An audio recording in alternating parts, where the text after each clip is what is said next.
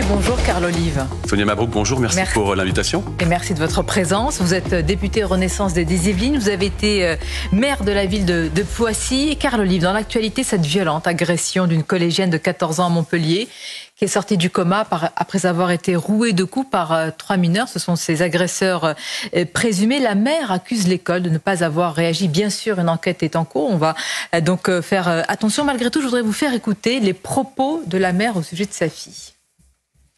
Samara, elle est coquette, Samara, elle s'arrange, Samara, elle se maquille un peu. Et puis cette jeune fille est voilée. Et on l'a traitée de cauffard. Cauffard, ça veut dire mécréante. Ma fille, voilà, elle s'habille à l'européenne. Enfin, elle est pas voilée. Toute la journée, c'est des insultes. Carbade, ça veut dire pute, elle est traitée de pute à longueur de journée. Mais elle, c'était plus vivable, en fait. Propos recueillis par nos journalistes sur Europe 1. Quel sursaut quand on entend cela ?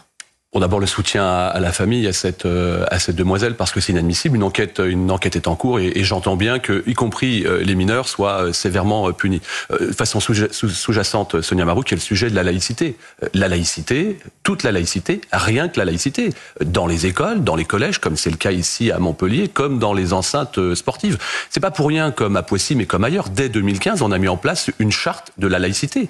Et ce n'est pas négociable.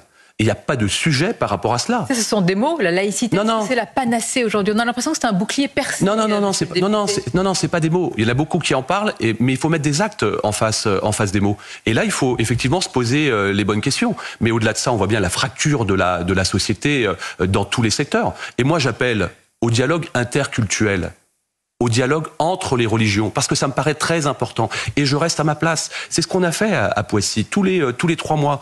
Et pour tout vous dire, alors, je pense que l'apaisement dans nos quartiers, dans nos villes, passera aussi par un apaisement par les représentants de l'ensemble des cultes. Il est nécessaire, mais est-il suffisant? Depuis plusieurs semaines, l'école française est au cœur de l'actualité. Après notamment, Carl Olive, la décision du proviseur du lycée Maurice Ravel. Beaucoup ont parlé, non pas de sa décision, mais du fait qu'il soit parti sans tellement de soutien pendant des semaines, d'une défaite, voire d'une capitulation française. Qu'a répondu la ministre de l'Éducation? Une brigade de sécurité mobile. Est-ce que c'est vraiment à la hauteur du défi? C'est pas la solution, et je vous le dirai au cours de cet entretien, Sonia Mabrouk, c'est une solution. Mais encore une fois, si on ne prend pas le sujet à bras-le-corps, il date pas d'hier, on s'en sortira pas. Qui vous le dites? Évidemment. Qui ne prend pas le sujet à bras-le-corps? Mais je pense qu'on doit avoir, encore une fois, on doit avoir une concorde politique républicaine sur l'ensemble de ces sujets, mais que chacun s'exprime, de l'extrême gauche à l'extrême droite, que chacun s'exprime sur ce sujet. Qui doit être en premier responsable d'une telle situation? Mais moi, je suis pour les règles, Sonia Mabrouk. Je suis pour la règle. Je suis pour l'autorité de l'État dans tous les secteurs. Et si on ne veut pas que l'autorité de l'État se dégrade, alors, quand on touche un enseignant, qu'on touche un élu, qu'on touche un policier, on touche à la République et on abîme les Français. Mais ces mots, ils sont importants, mais on les entend depuis 7 ans au pouvoir. Et il est vrai... non, pas depuis 7 ans, Sonia Mabrouk. Ça fait 20 ans qu'on entend ça. Ça fait 20 ans qu'on entend ça. Oui, mais là, la situation devient presque intenable. Non, elle n'est pas plus intenable. Simplement, on peut être à géométrie variable. Et là, je le rejoins. Ce qui s'est passé à Montpellier est inacceptable, comme ce qui se passe parfois sur des tags, dans des enceintes pour les juifs, dans des enceintes pour les musulmans, dans des enceintes à la collégiale de Poissy, comme ça a été le cas il y a quelque temps. Ça suffit. Il faut qu'on ait des réactions qui soient à la hauteur des délits. C'est quand même pas très compliqué. On a une justice qui va faire son œuvre et qui va faire son chemin, mais il faut le faire savoir. Quand ces gens-là seront punis, il faut le faire savoir. Et j'en profite pour vous dire que je crois au dialogue interculturel. Équipe de France des cultes, avec un rabbin, un évêque, un imam et un pasteur, le Variété Club de France, c'est un symbole. Le 5 mai à Poissy. Je crois à cela, avec Jacques Vendroux. Autre actualité, Carl Olive, la situation est très dégradée de nos finances publiques. Hier, l'agence de notation Fitch a estimé que les objectifs de réduction budgétaire français, je cite, sont de plus en plus hors de portée. Et on sait qu'il y a une actualisation à venir de la note française à la fin du mois. Vous qui êtes un passionné de football, est-ce que vous diriez là que c'est un carton jaune avant le carton rouge, la sortie? Je dirais que là encore, soit on est acteur des actions qu'on met en place, soit on est spectateur et commentateur de tout le reste. On est dans le match. Non mais oui, mais ça faut le laisser aux spectateurs, vous voyez. Là, on laisse les spectateurs dans l'enceinte et ceux qui sont sur le terrain, comme Gabriel Attal, ils prennent ça bras le corps. Moi, je rejoins l'idée de dire qu'il faut que nous allions sur, peut-être pas une réforme, mais à bras le corps sur un combat par la reprise de l'activité. Dans ce pays, on a un taux de chômage qui est au plus bas depuis 40 ans. Et je vais vous donner quelques pistes. Il n'y a pas une solution, il n'y a pas des solutions, mais l'addition de tout cela fera des solutions. Le chômage au plus bas depuis 40 ans? Oui, enfin, excusez-moi, mais l'assurance chômage, ce que propose Gabriel Attal, ça date pas d'aujourd'hui. Alors, beaucoup remettent en cause le fait que ce soit vraiment incitatif pour reprendre le travail et estiment que c'est surtout pour prendre de l'argent et faire des économies. Attendez. Une partie de votre majorité, monsieur le député, mais moi, dessus. Moi, le pays est bien plus important que le parti, quel que soit le parti. Je préfère vous le dire très clairement. 2019, les Gilets jaunes, le grand débat national, Juliette et Arnaud, couple. Tant qu'il y aura un intérêt à rester chez soi plutôt que d'aller travailler, alors ce pays ira droit dans le mur avec les classes moyennes. Ça date pas d'hier, mais évidemment qu'il faut qu'il y ait une incitation. Mais c'est pas stigmatiser l'assurance chômage, absolument pas. Mais de la même manière, Pourquoi certains le croient? Pourquoi l'aile gauche, ou en tous les cas ce qu'on peut appeler des frondeurs entre guillemets de gauche, Sacha Houlié disait dimanche, je le cite, ne pas vouloir faire de mesures d'économie sur les chômeurs. Yael Braun-Pivet plaide de son côté pour une stabilité en attendant de regarder les effets. Non mais je vous le dis, c'est pas bien. Non, c'est pas bien. C'est pas bien. On a un Premier ministre et un président de la République qui donnent un cap. Ils seront jugés sur les résultats. C'est pas bien de la part de mon collègue Sacha Houlié, que je respecte beaucoup, de la part de Yael Braun-Pivet qui s'exprime personnellement, qui est une excellente présidente de l'Assemblée nationale. Mais c'est pas bien. C'est quelque part jouer contre son camp. On peut se parler dans le vestiaire. Mais moi, je suis le cap qui a été donné par le président de la République et par le Premier ministre. Le cap ?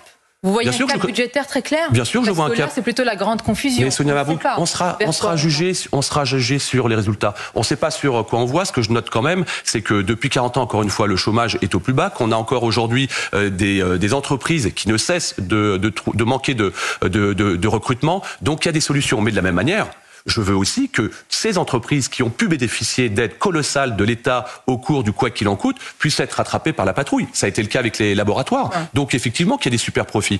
Il n'y a pas encore une fois la bonne solution. Il y a l'addition de solutions qui feront la solution pour s'en sortir. Mais Sonia Mabrouk, on ne va pas s'en sortir les uns. C'est une solution que craignent beaucoup de Français, c'est que vous fassiez les poches de la France des bas de laine. L'idée de la taxation des rentes, parlons-nous clairement, Carl Olive, ce matin sur Europe 1 et CNews, c'est quoi? C'est les détenteurs d'assurance vie, de livret A, d'épargne. C'est ça que vous voulez taxer dans un pays aussi taxé? Écoutez bien, c'est pas ce qu'a dit Gabriel Attal. Est-ce que c'est ce qu'il pense? Non, c'est pas ce qu'il a dit. Gabriel Attal, il a demandé à ce qu'il pense. Non, mais je vous le dis, c'est pas ce qu'il a dit. Et encore une fois, non, mais il y a ce qu'il pense, il y a ce que vous pensez, il y a ce que je pense, et puis il y a ce qui va se passer. Craignent les Français. Oui, mais ils ont raison de craindre les Français. D'ailleurs, moi, je vais leur proposer quelque chose aux Français, parce qu'il n'y a pas de raison que ça sorte de la poche des ministres, que ça sorte de la poche des députés, qu'ils fassent des contributions. Et moi, je suis à leur disposition qu'ils fassent des contributions. Vous voyez, avec Génération Terrain, qui est cette association que nous avons fondée avec des collègues de gauche comme de droite, qu'ils fassent des contributions. Moi, je les porterai directement au Premier ministre et au Président de la République. Et je peux vous dire que de temps en temps, ils m'écoutent en stéréo, pas en mono.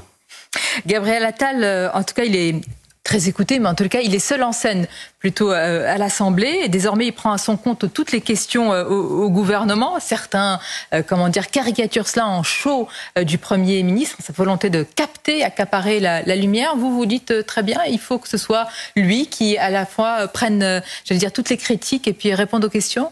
Moi, ce que je souhaite, c'est qu'on ait un objectif, que ce pays soit redressé et qu'il aille beaucoup mieux et qu'on soit dans un meilleur vivre ensemble et qu'on arrête systématiquement de jouer pour le coup les uns contre les autres. Bien sûr qu'on le veut tous. Ouais. C'est peut-être une solution. C'est peut-être l'innovation, vous savez, l'ouverture d'esprit, pas une fracture du crâne. C'est peut-être une innovation qu'il faut tester. Et Gabriel Attal, il a raison de tester ça au sein de l'Assemblée. Et puis, ça va permettre aussi aux opposants de réfléchir à deux fois pour sortir parfois des balivernes lorsqu'ils posent des questions.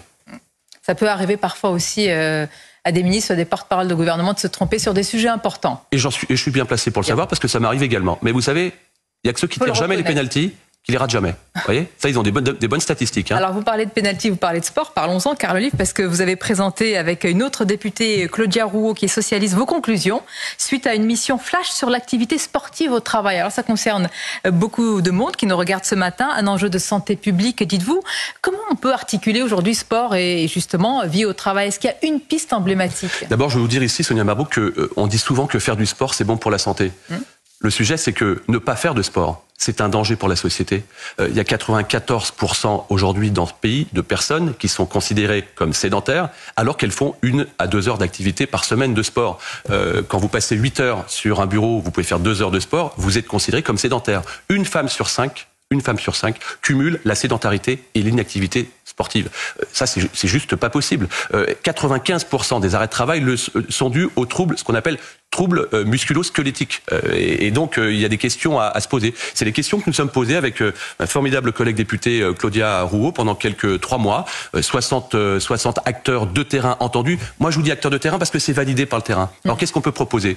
L'expérimentation, par exemple, dans les collectivités. Celle qu'on a proposée à Poissy. 2 heures de sport depuis 2017 aux agents dans le cadre du temps de travail par semaine. Amélioration des conditions de travail, pacification sociale, baisse de l'absentéisme, 750 jours, 100 000 euros d'économie. J'ai eu besoin de l'État? On n'a pas eu besoin de l'État. C'est une volonté collective. Dans les entreprises, pourquoi pas mettre en place un ticket sport comme le ticket restaurant? On abonde avec l'entreprise, légèrement avec le salarié, comme c'est parfois le cas. On est allé à Saint-Malo dans l'entreprise Roulier. C'est des formidables expérimentations de terrain. C'est quelque chose qui peut être encore une fois mis autour de la table. Ce que je sais, c'est que c'est le moment. Ce que je sais, qu'il nous faut un choc culturel. Oui. Encore une fois, il y a trop... Je me rappelle d'Emmanuel Macron qui avait dit qu'il faut une nation sportive. Je me demande quelle est la limite à partir de laquelle l'État ne va pas nous dire combien il faut faire de sport, quel sport, combien d'heures, comment, etc. Mais excusez-moi, mais Emmanuel Macron a raison de dire qu'il faut faire nation par le sport. Mais est-ce que c'est le rôle d'un président de la République? On le voit Sonia Mabrouk, nos auditeurs d'Europe 1 avec pourquoi. les gants de boxe. Parce que le sport... Il faut faire 30 minutes, je crois. Le sport, c'est un catalyseur social transversal. Le sport, c'est le sport famille, le sport santé, le sport loisir, le sport citoyenneté. Et la citoyenneté, on en a besoin. Nounou. C'est le sport emploi. C'est l'État nounou. Mais moi, si l'État nounou nous permet de redresser la France, eh bien, je veux bien être une des nounous de ce beau pays. Vous voyez oui. Mis à part ça, vous avez une autre corde à votre arc. Vous êtes aussi et surtout membre de la fameuse commission sur les fréquences TNT. Je voudrais vous faire réagir à cela, Carl, parce que le président de cette commission, Quentin Bataillon, Renaissance aussi, est au centre d'une polémique après avoir donné son avis sur le plateau de Cyril Hanouna sur C8 concernant l'attitude de Yann Barthès, l'animateur de Quotidien, qui a aussi été auditionné d'ailleurs comme moi, comme Monsieur Hanouna, comme Pascal Praud et Laurence Ferrari. Et Quentin Bataillon a été rappelé alors notamment par la présidente de l'Assemblée nationale, une partie de votre camp, les Insoumis demandent sa démission. Comment vous réagissez? Est-ce que vous, par exemple, ce matin, vous le soutenez? Alors, d'abord, Quentin Bataillon, on peut reconnaître que l'ensemble de l'enquête parlementaire a été salué, notamment par la tenue de son président, de Quentin Bataillon. Quentin Bataillon, il s'est refusé pendant l'ensemble de la durée de l'enquête de pouvoir intervenir sur quelque plateau que ce soit. Je me souviens, avant le début de l'enquête, il a terminé, entre guillemets, la tournée des médias par France Info. Il a décidé de commencer par TPMP avec Cyril Hanouna il y a quelques jours. Il a fait une maladresse.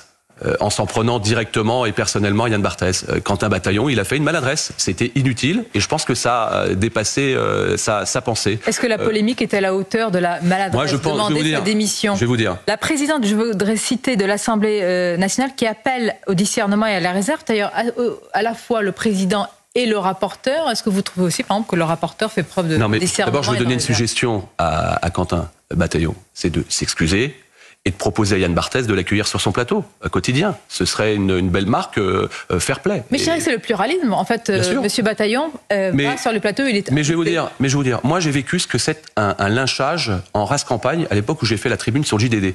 Et je pense qu'aujourd'hui, on n'a pas besoin de soutien quand on est champion olympique, voyez-vous. Là, Quentin, il est comme une tortue, le dos en l'air, là, on cherche quelques soutiens. Et j'aimerais qu'il soit un tout petit peu plus soutenu. Il a fait une maladresse, c'est une boulette. Qui n'en fait pas? Hier, je vous donne une petite anecdote qui en dit long. J'ai un de mes collègues députés qui m'a dit, moi, si j'avais été à la place de Bataillon sur le plateau, j'aurais jamais dit ça. Ah bah ça risque pas, t'es jamais invité. Bah oui, c'est très facile de venir commenter. Qui n'en fait pas? Non, je pense que il faut que, encore une fois, Quentin puisse s'excuser, ce qui n'enlève en rien l'excellence de Quentin Bataillon pendant l'ensemble de la durée de l'enquête. Et les travaux de la commission, parce que certains sont en train de remettre en cause tout l'ensemble des travaux, de ce qui a été dit. Si à chaque fois, j'aimerais bien qu'on s'offusque aussi à chaque fois qu'il y a une sortie de route, un dérapage de la France Insoumise, on ferait des éditions spéciales 24 heures sur 24. Une question, quand M. Saint-Toul est invité d'une émission, Le Média, qui est un média mélanchoniste, et qui parle également de la commission d'enquête, est-ce qu'on estime qu'il sort aussi de son devoir de réserve ou pas? Parce que là, il n'y a pas eu de réaction. Mais moi, je vais vous dire, j'ai du respect pour le rapporteur Saint-Toul. Chacun, comme disait Chagrin d'amour, chacun fait ce qui lui plaît. Voilà. Et chacun est pris en responsabilité sur ce qu'il a ou pas à dire. C'est ce qui s'est passé pour Quentin Bataillon. Ça va se régler, ça n'enlèvera en rien le contenu de ce qui s'est passé sur l'ensemble de l'enquête parlementaire.